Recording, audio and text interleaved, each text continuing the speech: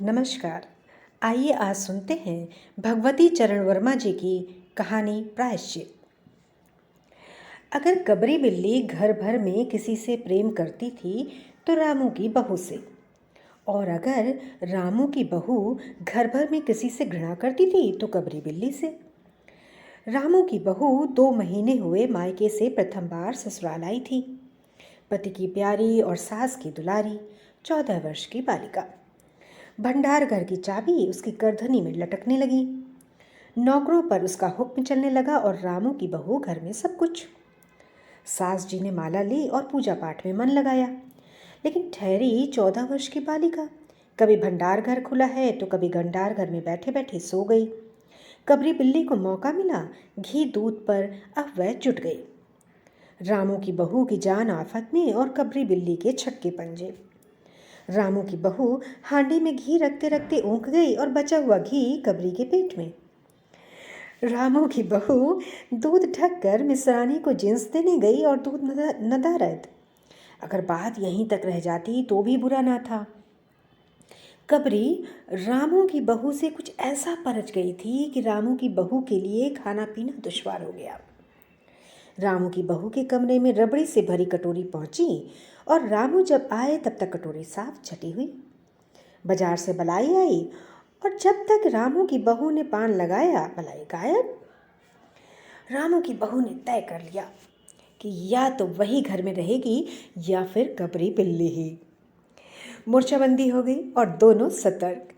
बिल्ली फंसाने का कटघरा आया। उसमें दूध, मलाई, चूहे और भी बिल्ली को स्वादिष्ट लगने वाले विविध प्रकार के व्यंजन रखे गए, लेकिन बिल्ली ने उधर निगाह तक न डाली। इधर कबरी ने सरगर्मी दिखलाई।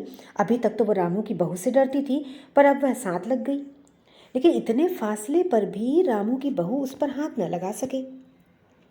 कबरी के हौसले बढ़ जाने से रामू की बहू को घर में रहना मुश्किल हो गया। उसे मिलती थी सास की मीठी झिड़कियां और पतिदेव को मिलता था रूखा सूखा भोजन। एक दिन रामू की बहू ने रामू के लिए खीर बनाई। पिस्ता, बादाम, मखाने और तरह तरह के मेवे दूध में औटाए गए। सोने का वर्क चिपकाया गया और खीर से भरकर कटोरा कमरे के एक ऐसे ऊंचे ताक पर लगाया गया जहां बिल्ली न पहुंच सके। रामू की बहू इसके बाद पान लगाने में लग गई। उधर बिल्ली कमरे में आई। ताक के नीचे खड़े होकर उसने ऊपर कटोरे की ओर देखा। सूंघा, माल अच्छा है। ताक की ऊंचाई अंदाजी। उधर रामू की बहू पान लगा रही है।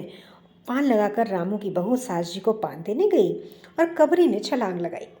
पंजा कटोरे में लगा और कटोरा झंझनाहट की आवाज के साथ फर्श पर। आवाज रामू की बहू के कान में पहुंची। सास के सामने पान फेंक कर वह दौड़ी। क्या देखती है कि फूल का कटोरा टुकड़े टुकड़े, खीर फर्श पर और बिल्ली डट कर खीर उड़ा रही है। रामू की बहू को देखते ही कबरी चंपक। रामू की बहू पर खून सवार हो गया। न रहे बांस न रहे बांसुरी। रामू की बहू ने कबरी की हत्या पर कमर कस ली। रात भर उसे नींद न आई। किस दांव से कबरी पर वार किया जाए कि फिर जिंदा न बचे, यही पड़े पड़े सोचती रही। सुबह हुई और वह देखती है कि कबरी देहरी पर बैठी बड़े प्रेम से उसे देख रही है। रामू की बहू ने कुछ सोचा। इसके बाद मुस्कुराती हुई वह उठी। कबरी रामू की बहू के उठते ही खिसक गई।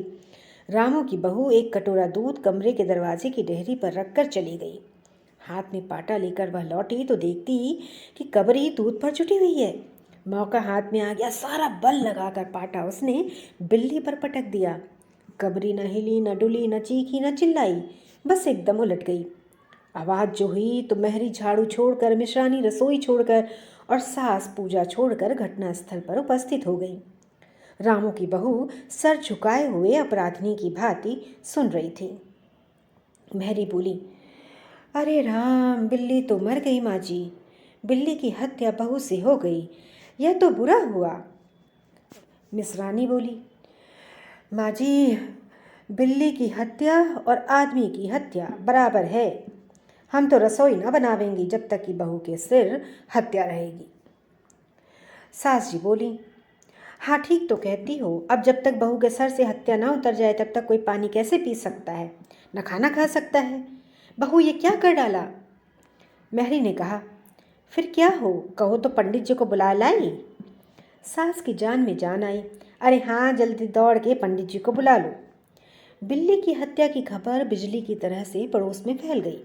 पड़ोस की औरतों का रामू के घर तांता बंध गया। चारों तरफ से प्रश्नों की बौछार और रामू की बहू सिर झुकाए बैठी। पंडित परमसुख को जब यह खबर मिली, उस समय वे पूजा कर रहे थे। खबर पाते ही वे उठ पड़े। पंडिताइन से मुस्कुराते हुए बोले, भोजन न बनाना, लाला घासीराम की पतोहू ने बिल्ली मार डाली, प्रायश्चित होगा, पकवानों पर हाथ लगेगा।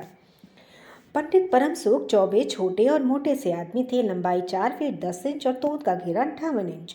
चेहरा गोल मटोल, मूछ बड़ी बड़ी, रंग गोरा, चोटी कमर तक पहुंचती हुई।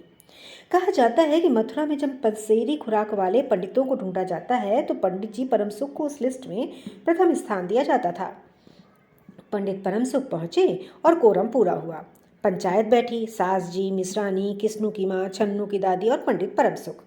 बाकी स्त्रियां बहू से सहानुभूति प्रकट कर रही थीं। किस्नू की माँ ने कहा, पंडित जी, बिल्ली की हत्या करने से कौन नरक मिलता है? पंडित नरमसुख ने पत्रा देखते हुए कहा, बिल्ली की हत्या अकेले से नरक का नाम नहीं बतलाया जा सकता। वह मुहूर्त भी तो हो जब बिल्ली की हत्या हुई, तब नरक का पता लग सकता है। यही कोई 7 बजे सुबह, मिश्रानी जी ने कहा। पंडित परमसुख ने पत्रे के पन्ने उल्टे, अक्षरों पर उंगलियां चलाई, माथे पर हाथ लगाया और कुछ सोचा। चेहरे पर धुंधलापन आया, माथे पर बल पड़े, नाक कुछ सिकुड़ी और स्वर गंभीर हो गया। हरे कृष्ण, हे कृष्ण, बड़ा बुरा हुआ।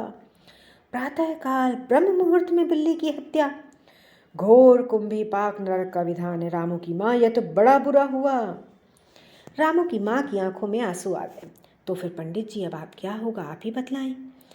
पंडित परमसुख मुस्कुराए।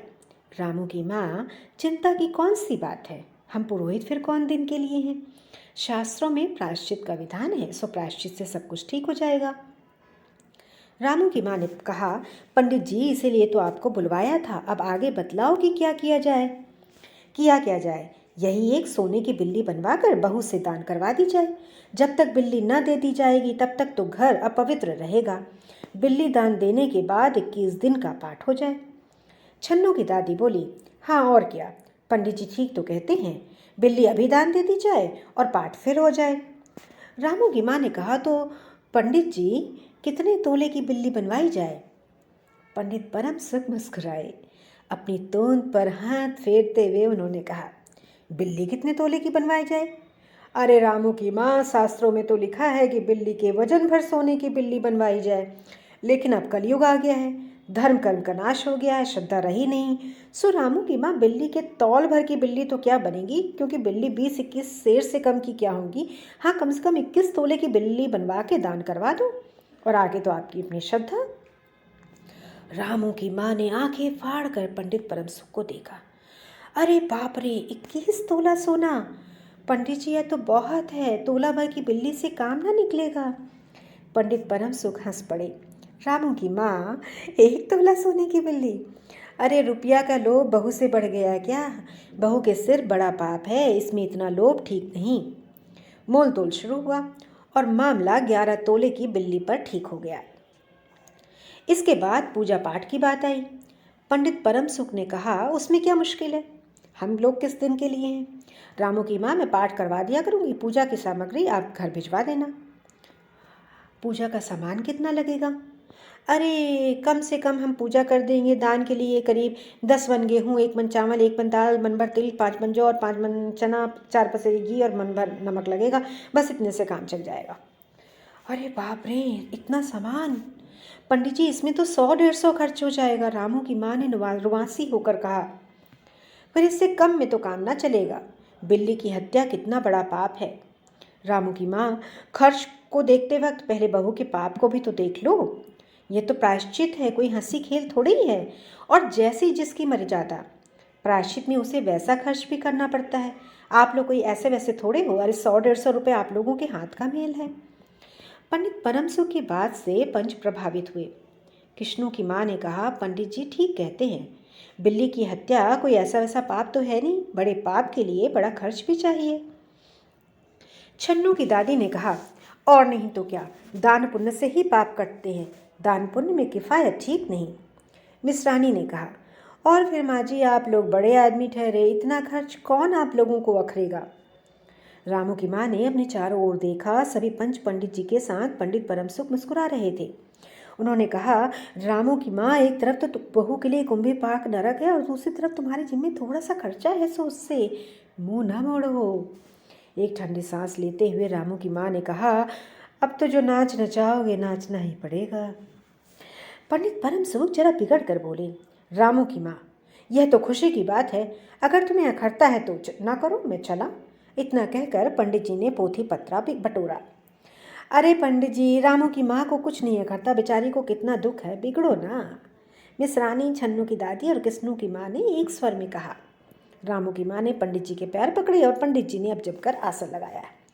और क्या हो, 21 दिन के पाठ के 21 रुपये और 21 दिन तक दोनों बखत 5-5 ब्राह्मणों को भोजन करवाना पड़ेगा।